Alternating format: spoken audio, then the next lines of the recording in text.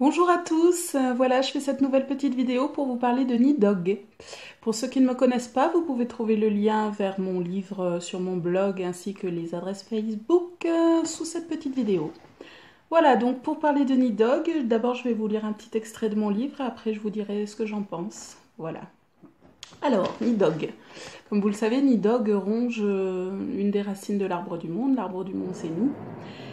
Donc voilà, donc Nidog est bien présent en nous et on le sait tous. Voilà. Alors, Nidog. Gisant sous l'arbre du monde et dévorant le monde par en dessous, le reptile ronge l'édifice sacré. Cette multitude innombrable de serpents grouille et s'agite inlassablement. Aucune stabilité ne règne en ce lieu. Les abominables reptiles s'autodévorent et se multiplient d'eux-mêmes sans relâche. Se régalant de leur propre venin, ils s'empoisonnent eux-mêmes avec délectation. Si ce sac de nœuds chaotiques se situe sous la terre foulée par les mortels, c'est parce que cette virulence venimeuse est la condition existentielle qui confère angoisse, doute et amertume à tout homme. Chaque serpent s'insinue sournoisement sous forme de pensées pernicieuses et de calculs tortueux dans l'esprit humain. Lorsque trop de pensées vagabondes surgissent en même temps en l'homme, il éprouve une confusion mentale qui lui fait perdre ses capacités de concentration. La bile toxique contamine le flux de ses pensées et les fait se disperser en tous sens.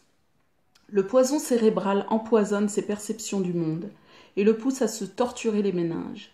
Son savoir s'éparpille et son cerveau se met à brûler de l'intérieur par son trop-plein de raisonnement. Alimenté par son histoire personnelle, son incessant dialogue intérieur le dissout et le fait souffrir abominablement. Tourmenté par des questionnements mentaux insolubles, il éprouve confusion et incertitude, souffrance et culpabilité.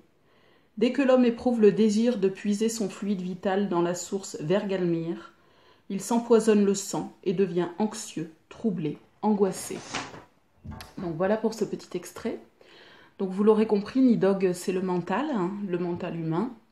Donc notre mental nous empoisonne continuellement la vie, puisqu'à chaque fois que nous pensons, que nous réfléchissons, que nous faisons des choses avec notre mental, nous ne sommes pas dans le moment présent, nous ne sommes pas dans la présence des faits qui sont en train de se dérouler sur le moment.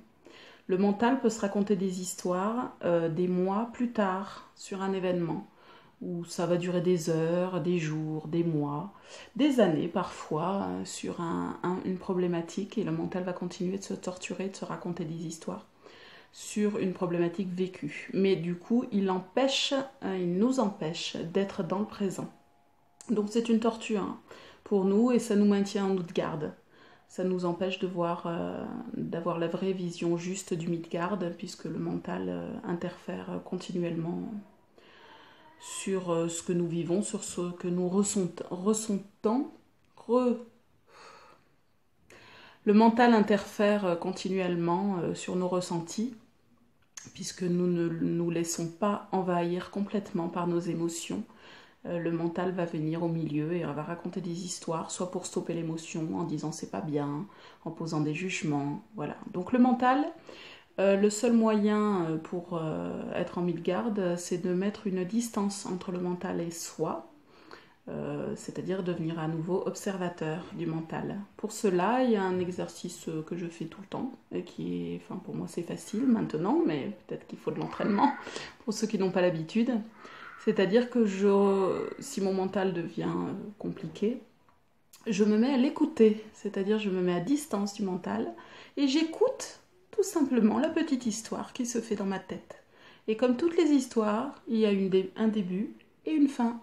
Donc de toute façon, quelle que soit la problématique, le mental se raconte une histoire qui dure un certain temps, parfois très bref, parfois plus long, mais de toute façon ce n'est pas la vérité, puisque c'est une histoire qui s'est racontée sur la réalité. Donc être en présence, c'est être dans le réel, et être dans le réel, ce n'est pas se torturer les méninges. Voilà, donc pour ma petite explication. Sur Nidog, voilà, vous en ferez ce que vous voulez de ma petite explication. Voilà, je vous embrasse tous et je souhaite que les dieux vous protègent comme ils le font toujours, parce qu'ils sont toujours là. Et qu'ils vous gardent, qu'ils vous guident. Voilà. Et je vous souhaite plein d'amour et d'être heureux. Voilà, à très bientôt pour la prochaine vidéo. Au revoir.